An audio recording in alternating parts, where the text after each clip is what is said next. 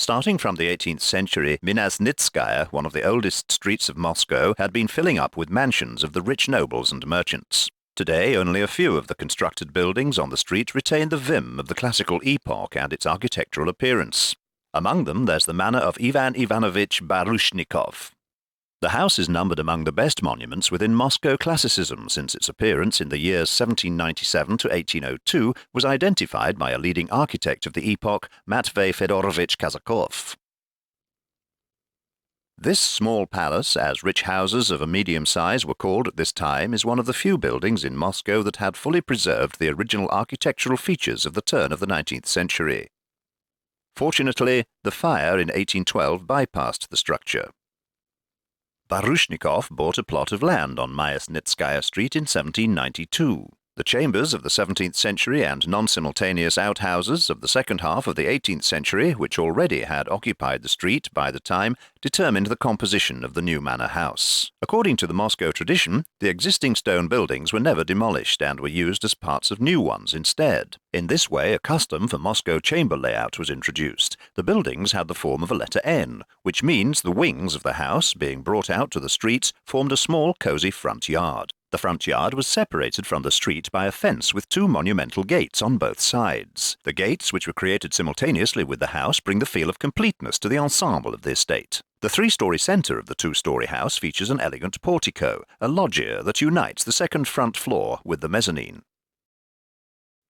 The outdoor architectural home decor is famous for its fine quality. It consists of the beautiful Corinthian capitals of columns and pilasters, and graceful ledges with brackets above the front windows of the second floor of the portico. The relief of the pediment also contributes to the overall look. Unfortunately, not all of the architectural details of the facade survived to our time. Only in the drawings can we see the light, open semicircular terrace galleries on columns connected with the loggia portico. The facades of the side wings have been changed in many ways. The graceful details added by Kazakov had gone. The missing parts include triple windows and balconies with miniature, thin semi-columns which imparted subtlety, originality and expressiveness to the manor house. The main entrance with the lobby is located in the left wing of the house.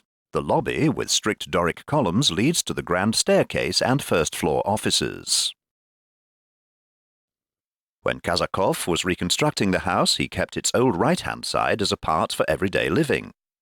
The front rooms are located in the left half of the house. Their composition is peculiar. They consist of two enfilades that are situated at slant angles to each other. It is interesting to note how the preserved layout of the house reflects the tradition of separating the functions of admission departments and facilities that were dedicated for their maintenance, which is common for wealthy homes of the 18th and 19th centuries. Corridors, rooms, and stairs designed for servants were hidden from the eyes of visitors. A majestic staircase leads to the enfilade of the second-floor rooms. The well-preserved ceremonial rooms of the house, with a variety of layouts, sizes, colours, architectural and sculptural decorations, represent the particular cultural value. A suite of 3 living rooms originates from the anteroom. The largest of these rooms is the green one, which was named thus due to the greenish colour of the walls of artificial marble and according to the established tradition of classicism. The portals of the green living room are framed by pink and golden Corinthian columns and crowned with bas-reliefs. The next room in the suite is the sofa room, or pink living room. This small hall is situated adjacent to the front bedroom and is designed for entertaining guests who are also close friends. The interior of the pink living room is lavishly decorated with modelled stucco. Columns and panels on the walls have a pink artificial marble finish, and doorways are decorated with bas-reliefs. A large feature of the decoration of the Baryshnikov house interiors can be seen in the multi-figure sculptural bas-reliefs of thin and elegant work, where themes of ancient mythology were used. The front bedroom is the only part of the interior of the house with arches. The abundance of columns and pilasters of composite order, the complex cornice, arches, and 2 symmetrical semicircular arches creates the wealth of this miniature interior. It impresses with amazing architectural harmony and elegant decor. The finest painting of plafonds with garlands of wild flowers and the beautiful coffers of both ceilings are especially beautiful. Reliefs and medallions of the bedroom are united by the theme Game of Cupids. A suite at the front of the left wing begins with the oval dining room.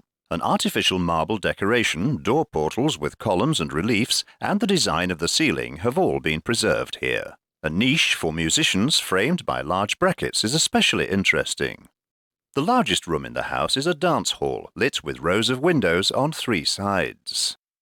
Located at the end of the wing, the hall has original architectural composition and artistic decoration.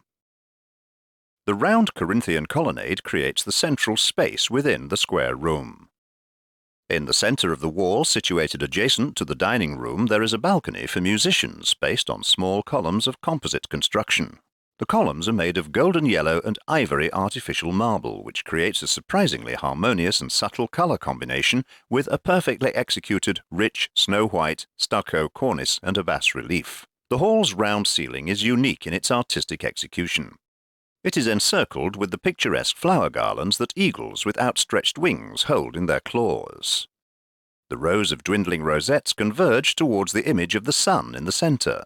A picturesque imitation of a dome on a flat, hanging ceiling creates the illusion of vast space and emphasizes the elegance of this grand hall. The Baryshnikov manor is interesting due to its history. In the 1820s, Stepan Nikitich Begichev, who became its owner, married the daughter of Baryshnikov and often entertained his friend Alexander Griboyedov, who was working at the comedy Woe from Wit. In the evenings, there were poets Kyichielbeker, Davidov, writer Odeovsky, and composer Verstovsky.